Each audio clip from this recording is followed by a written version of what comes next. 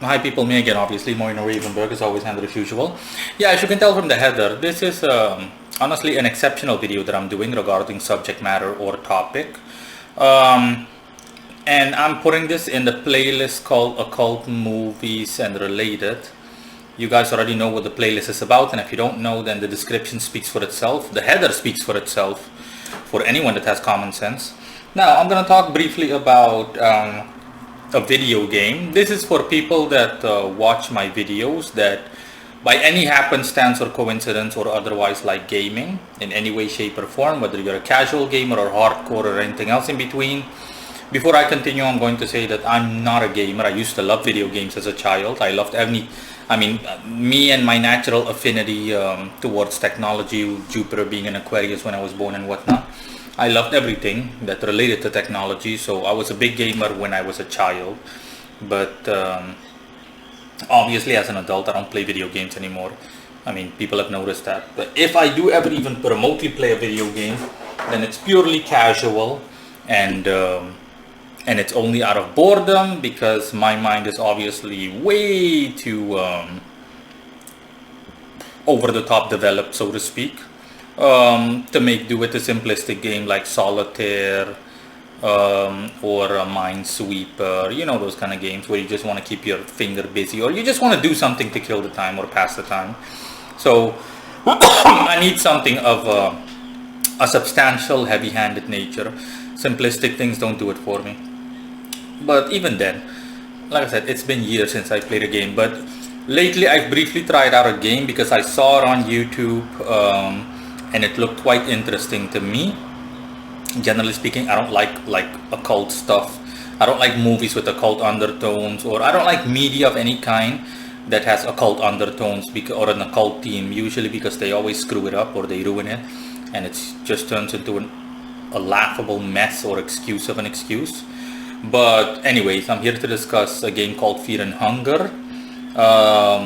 The game, long story short, is a typical RPG where you can select from multiple characters, like a mercenary, a rugged outlander like the barbarian type, a paladin knight-like type, and a black magician or dark magician.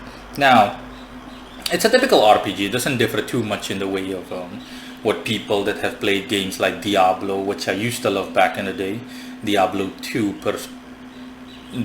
2 specifically, because Diablo 2 was also an excellent game. All the other Diablos are crap. They're like this.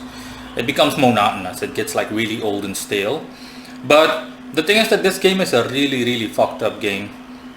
It, other than sheer brutality and horrific things that occur in the game, including like RAPE, being violated in every imaginable way and or shape or form, being able to fall into, bluntly put, a shit pit, like literally you can fall into a cesspool and you're dead, like you're stuck there and the only choice you have is to off yourself.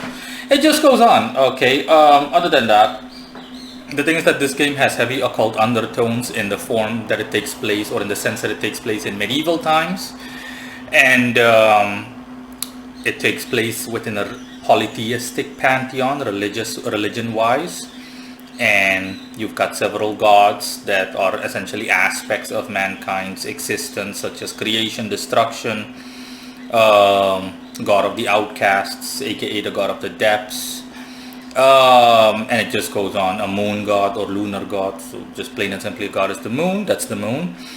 And it just goes on like that, and you're supposed to like gain affinity with these gods to gain certain powers, realistic things such as lockpicking, stealing, etc., or healing, you name it, blah blah blah. Okay, that's simply the gist of the game. But like I said, the game is really this game will easily give you PTSD. I mean, if I'm saying it, then you can tell or see what time it is. I mean, it really is like it's one hell of a doozy, honestly.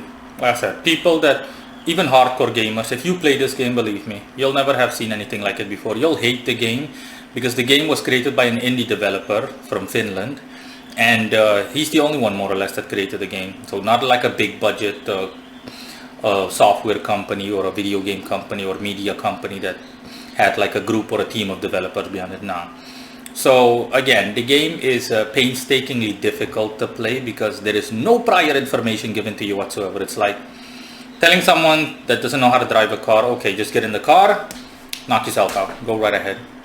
Like the person isn't giving any prior information on, okay, this is what I'm supposed to do, this is how I'm supposed to do it, this is when I'm supposed to do it, da, da, da, da, da, da, da, da. And for that reason, the game literally just pisses you off. When I first tried it, I was like, let me just try it, because I saw playthroughs and I found the lore so interesting, and I said to myself, the game looks interesting. For once, I actually like media that with occult undertones, something that almost never happens. And I like the plot synopsis and specifically the occult aspects of it. Obviously, despite the fact that I'm not all too keen or fond of pagan gods from a neutral perspective, only in a manner of speaking, of course. But still, and I said to myself, let me try my hand at this game. If you're a casual gamer or below that, I would definitely not recommend playing the game if you're looking for a good time, because this game is it's like the video game version of S&M, literally self-torture.